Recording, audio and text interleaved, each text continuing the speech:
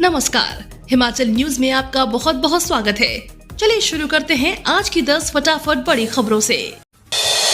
Rail मार्ग के जरिए मध्य प्रदेश से जुड़ा हिमाचल, केंद्रीय मंत्री अनुराग ठाकुर ने ऊना से ट्रेन को दिखाई हरी झंडी। रेल मार्ग के जरिए हिमाचल और मध्य प्रदेश आपस में जुड़ गए हैं।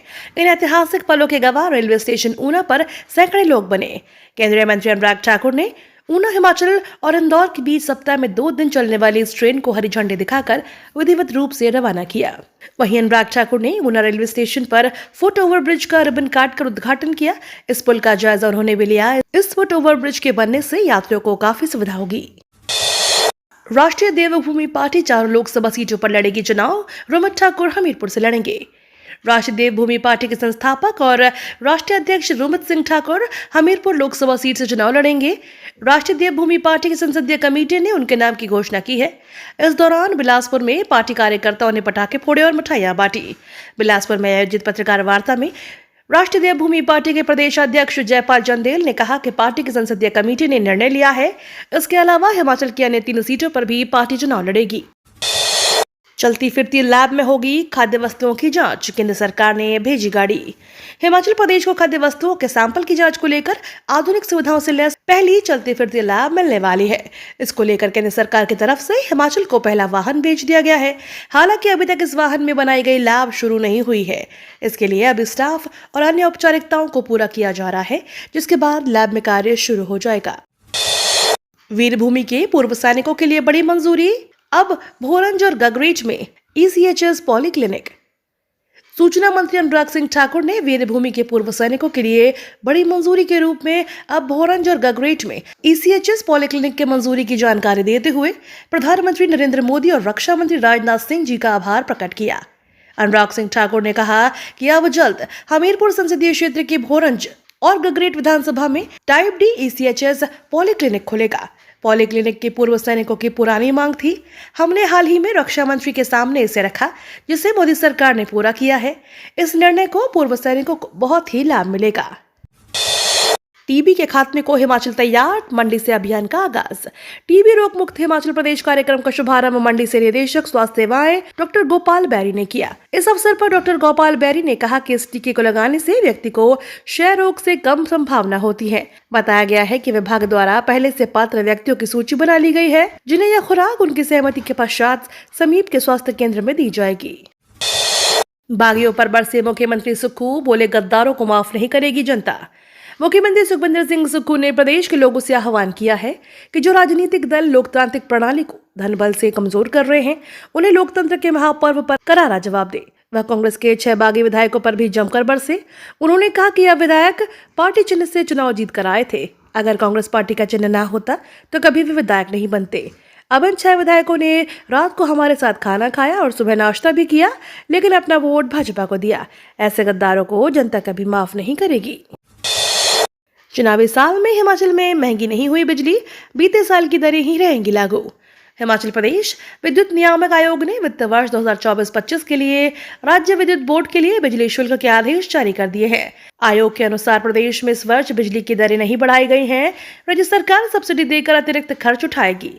आयोग ने बिजली बोर्ड के लिए 2024-25 के लिए 811 करोड़ रुपए की वार्षिक राजस्व आवश्यकता का अनुमान लगाया है। आयोग की ओर से वित्त वर्ष 2024-25 के लिए औसत लागत ₹6.79 प्रति यूनिट होने का अनुमान लगाया गया है। हिमाचल में सरकारी टीचर बनने का सुनहरा अवसर। राज्य के सरकारी स्कूलों में लेक्चरर कंप्यूटर साइंस के 985 पदों को भरा जाएगा। बीते 7 मार्च को आयोजित राज्य मंत्रिमंडल की बैठक में इन पदों को भरने की मंजूरी दी थी।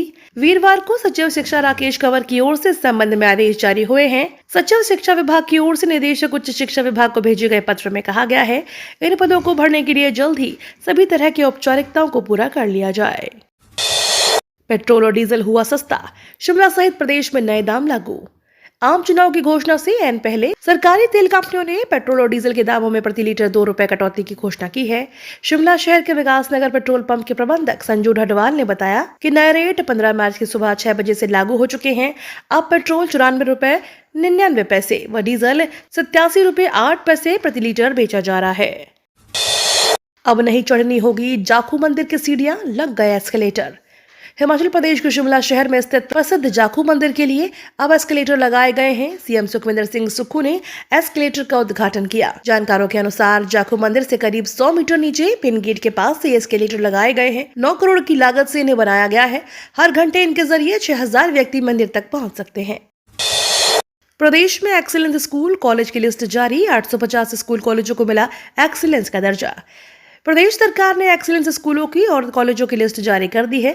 इनमें 500 primary school, 100 high school, 200 senior secondary और 50 डिग्री कॉलेजों को और सेंटर ऑफ एक्सीलेंस का दर्जा दिया गया है। इनमें बिलासपुर के 27, चंबा के 56, हमीरपुर के 26, कांगड़ा के 76, किन्नौर के 7, कुल्लू के 35, लाहौल स्पीति के 4, मंडी के 76, शिमला के 79, सिरमौर के 54, सोलन के 35, ऊना के 25 प्राइमरी स्कूल एक्सीलेंस बनेंगे। गोविंद सागर झील में तैरते नजर आएंगे क्रूज। हिमाचल में जॉइंट वेंचर कंपनी को टेंडर अवार्ड। गोवा व मुंबई की तर्ज पर बिलासपुर के गोविंद सागर झील में क्रूज चलाने को लेकर टेंडर अवार्ड कर दिया गया है। जॉइंट वेंचर कंपनी अगले 3 महीनों में झील में क्रूज उतारेगी। इससे पहले अप्रैल महीने में झील में jet ski, water sailing, high tech motor boat समेत अन्य वाटर टूरिज्म एक्टिविटीज का शुभारंभ होगा। इस महत्वाकांक्षी प्रोजेक्ट के सिर चढ़ने के राज्य सरकार को हर साल 33 लाख रुपए का रेवेन्यू प्राप्त होगा। पूरे हिमाचल प्रदेश में पहली ऐसी झील है जहां क्रूज पानी में तैरते हुए दिखाई देंगे और बिलासपुर से लेकर भाखड़ा डैम तक इसकी सैर का नजारा किया जा सकेगा। नई ई वाहन नीति को मिली मंजूरी। न्यूनतम 4150 करोड़ रुपए का निवेश जरूरी। भारत सरकार ने नई ईवी पॉलिसी को मंजूरी दे दी है। इसके तहत कंपनियों को देश में कम से कम 4150 करोड़ रुपए का निवेश करना होगा। वहीं मैक्सिमम इन्वेस्टमेंट की कोई लिमिट नहीं है। ऑटो कंपनी को 3 साल के अंदर प्लांट लगाकर इलेक्ट्रिक गाड़ियों का प्रोडक्शन शुरू करना होगा। कंपनियों को 5 साल में डोमेस्टिक वैल्यू एडिशन को 50% तक पहुंचाना होगा। नई पॉलिसी के तहत टेस्ला का भारत में आने का रास्ता आसान हो गया है। शिमला और सोलन में ठगी, छात्रों ने लगाया 32 लाख का चूना। हिमाचल प्रदेश में साइबर अपराध बढ़ता ही जा रहा है। लोग पैसा डबल करने के चक्कर में इन साइबर अपराधियों के झांसे में आ रहे हैं। साइबर थाने में इसको लेकर लगातार शिकायतें आ रही हैं। साइबर पुलिस को लाखों रुपए की ठगी के शिमला और सोलन जिले से 2 शिकायतें मिली है। छात्रों ने 32 लाख रुपए का चूना लगाया है। जिला शिमला से आई शिकायत में एक व्यक्ति ने पैसा डबल करने के चक्कर में साइबर ठग के खातों में 16,30,000 रुपए जमा करवा दिए। केंद्र सरकार ने बढ़ाया LIC के कर्मचारियों का वेतन। देश की सबसे बड़ी बीमा कंपनी LIC के कर्मचारियों के लिए बड़ी खुशखबरी है।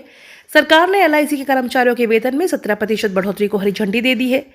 वेतन वृद्धि का यह फैसला 2 साल पहले यानी कि 1 अगस्त 2022 से लागू माना जाएगा। सरकार के इस फैसले से LIC के करीब 1 लाख कर्मचारी और 30,000 से ज्यादा पेंशनधारियों को फायदा मिलेगा। ये तो थी आज की 10 बड़ी खबरें। डेली खबरों से अपडेट रहने के लिए चैनल को सब्सक्राइब करना बिल्कुल ना भूलें।